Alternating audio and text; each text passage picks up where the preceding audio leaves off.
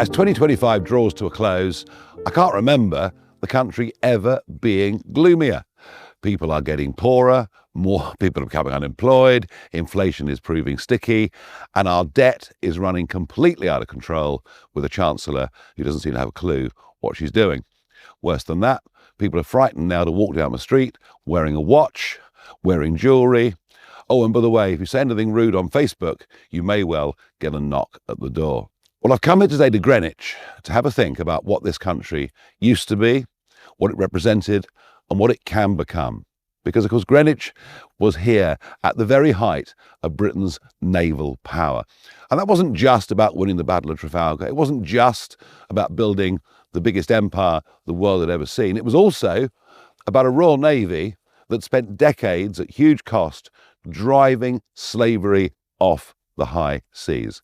We have an enormous amount of our past to be proud of, and yet our education system, under both of the last governments, now teaches our kids to be ashamed of the past. Well, the first thing a reform government will do is make sure kids are taught correctly about our history.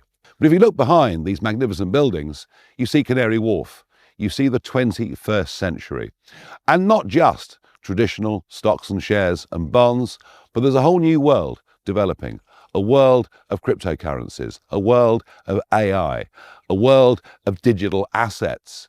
And neither the Conservative nor Labour parties seem to even understand this world in any way at all. Let me promise you that we do. These are the technologies of growth as we head forward in this century. But none of it can be done unless we produce our own energy, lots of it, and at cheap rates. And because of fanatical net zero policies, we're literally being left behind. 1 in 7 of you own a digital asset of some kind, yet the government, the authorities, simply don't seem to care. And that's the point. We need change in this country, real change in this country. And if we go on voting for the same old parties, I promise you, nothing will change. Think, just in the last few days, of the El Fatah case.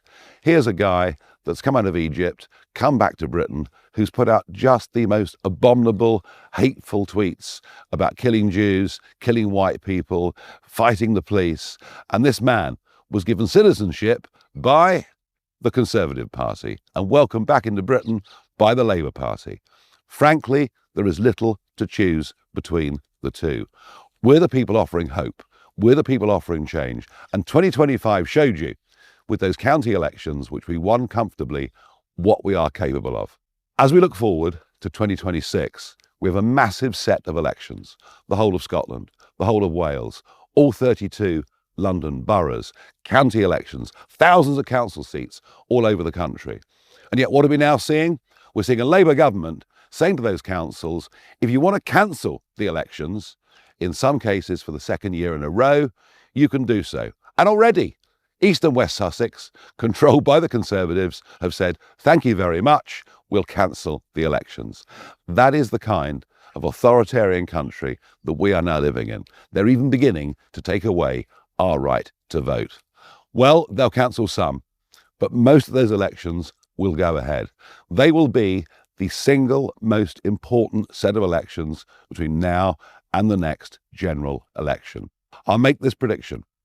If Reform win those elections, if we come top, it'll put us way ahead of the other parties. Already we've led for 175 opinion polls in a row. Our average lead is 10%. If we get this right on May the 7th this year, we will go on and win that general election. We will then absolutely have a chance of genuinely, fundamentally changing the whole system of government in Britain. We may well be the last chance this country has to actually restore some proper values, those of family, community, country, the ones upon which I based this party when I founded it in the very beginning. But we cannot do this without you, and you will not get the change you want without us. So let me ask you one thing. Please make it your New Year's resolution to do something. Support Reform, join Reform, go out and spread the message that we are the party of hope, we are the party of change, and we are, genuinely, the last chance for Britain.